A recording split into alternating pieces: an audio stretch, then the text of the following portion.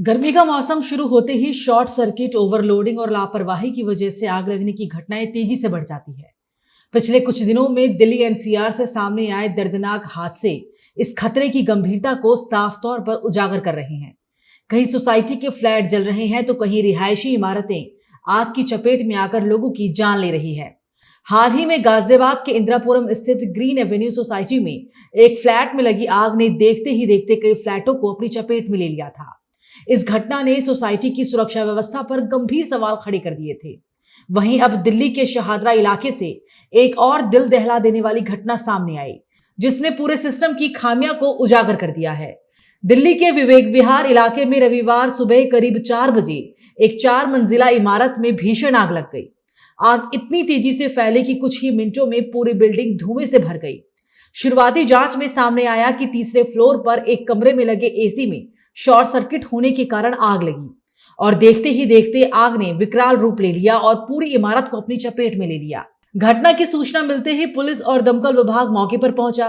दमकल की कई गाड़ियों ने करीब 3 घंटे की कड़ी मशक्कत के बाद आग पर काबू पाया, लेकिन तब तक बहुत देर हो चुकी थी। इस दर्दनाक हादसे में 9 लोगों की मौत हो गई, जबकि करीब 15 लोगों को सुरक्षित बाहर निकाल लिया गया। स्थानीय लोगों के मुताबिक आग लगने के कारण इमारत में अफरा तफरी मच गई। लोग जान बचाने के लिए इधर उधर भागने लगे। कुछ लोग छत की तरफ भागे, लेकिन वहां दरवाजा बंद होने की वजह से फंस गए।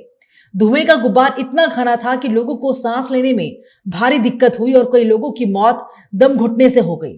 पुलिस की शुरुआती जांच में इमारत की संरचना और सुरक्षा व्यवस्था पर भी गंभीर सवाल उठे हैं।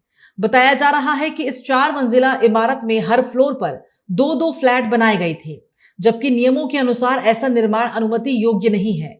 इमारत में सिर्फ एक ही एग्जिट पॉइंट था, जिससे हादसे के वक्त लोगों के बाहर निकलने के रास्ते सीमित हो गए। इसके अलावा इमारत की स्टिल्ट पार्किंग और फ्लोर प्लानिंग में भी गंभीर लापरवाही सामने आई है। सबसे बड़ा सवाल यह है कि क्या ऐसी इमारतों को सुरक्षा मानकों की अनदेखी कर रहने की अनुमति दी गई थी? दमकल विभाग और पुलिस अब पूरे मामले की जांच कर रहे हैं।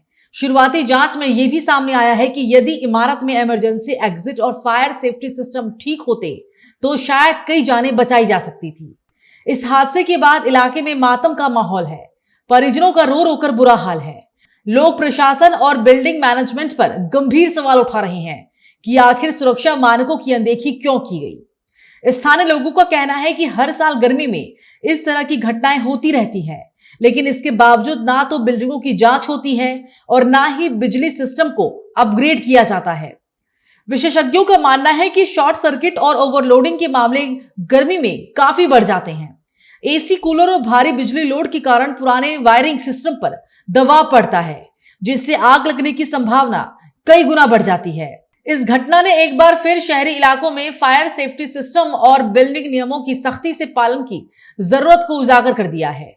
सवाल यह भी है कि क्या इस दर्दनाक हादसे से सबक सीख लिया जाएगा या फिर यह सिलसिला यूं ही जारी रहेगा।